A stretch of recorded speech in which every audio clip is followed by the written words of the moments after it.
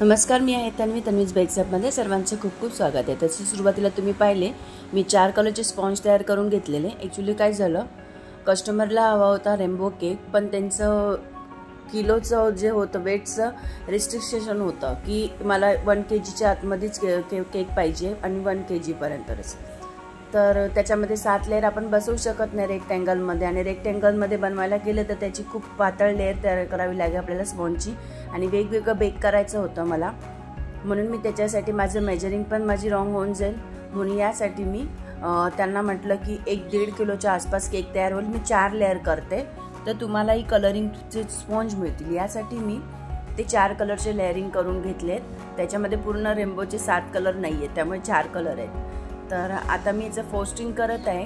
आपलं white ganache तयार करून घेतलेला तो व्हिपिंग क्रीममध्ये मिक्स करून घेतले, आणि त्याचं मी केलेलं आहे क्रम्बल कोट, आणि फिलिंगमध्ये यूज करते आहे मी व्हाईट गनाश, कारण त्यांना व्हाईट डच केक हवा होता आणि रेनबो हवा होता, कारण यामध्ये आपण फ्लेवर केलं ॲड वेगवेगळे, तर वेगवेगळ्या टेस्ट लागतात। आणि व्हॅनिलाचं त्यांना मी म्हटलं प्लेन तुम्ही क्रीम यूज करणार तर त्यामध्ये तुम्हाला टेस्ट नाही लागणार, म्हणून मी त्यांना सजेस्ट केलं की तुम्ही व्हाईट डच चॉकलेटचं केक याच्यामध्ये क्रीम फ्रोस्टिंग करू शकता, जे छान लागेल। त्यांनाही आवडलं खूप केक। तर आता मी असं पहिलं लावून घेतला रेड कलर, नंतर ब्लू कलर, नंतर येलो, आणि वरती लावून घेतलेला आहे टॉपला मी ग्रीन कलर।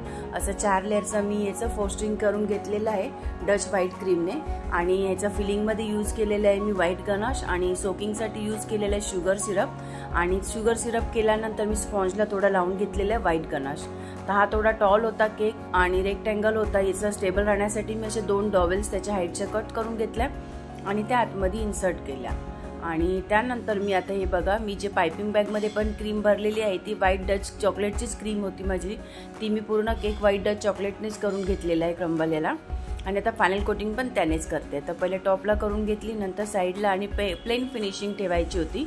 त्यांनी मला सांगितलेलं की त्याचा लुक पण बाहेरून थोडा रेनबो दिसेल, तर थोडा कलरचं कमी यूज केलेला आहे मी, कारण त्यांना कलर नको हवे होते जास्त, म्हणून मी काय केलं, असं पहिलं प्लेन फिनिशिंग करून घेतली, आणि जे आपले क्रम्बल उरलेले होते जे वरून कटिंग केलेले होते मी, त्यांना मी न्यूट्रल जेल मिक्स करून त्यांचे असे गोळे तयार करून घेतले, कारण त्यांना फॉन्डनही नको होता आणि कलरचा पण जास्त यूज नको होता। तर त्यांना मी म्हटलं मी असे कलरचे गोळे करून घेतलेले आणि त्यांचं मी सर्कल करून घेतलेले, ते असं बघा लाटून घेतलं, आणि त्यानंतर मी आपल्या असे कट करून घेतले, असे 4 कलरचे मी असे कट करून घेतले राऊंड, आणि याचंच मी डेकोरेशन करून घेतलं। हे कट केल्यानंतर थोडा मी फ्रीजमध्ये 10 मिनिटासाठी ठेवून दिलेलं होतं, कारण स्पॉन्जचे आहेत ना म्हणून।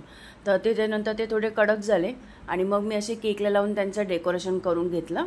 आणि आपलं नंतर मग वरती मी केलेलं आहे 1M नोझलसारखं दुसरं एक नोझल आहे, त्याला नंबर नाही आहे, ते थोडंसं क्रॉस असतं, त्याने मी वरती असं याने फ्लावर्स तयार होतात, त्याने वरती ते डिझाईन तयार करून घेतलेली आहे। नंतर थोडे कलरिंगचे स्प्रिंकल तयार करून घेतले, रेनबो होता म्हणून केक, आणि आपला केक रेडी झाला। तुम्हाला कसं वाटलं, केक आवडला असेल तर चॅनलला लाईक शेअर सबस्क्राईब करायला विसरू नका।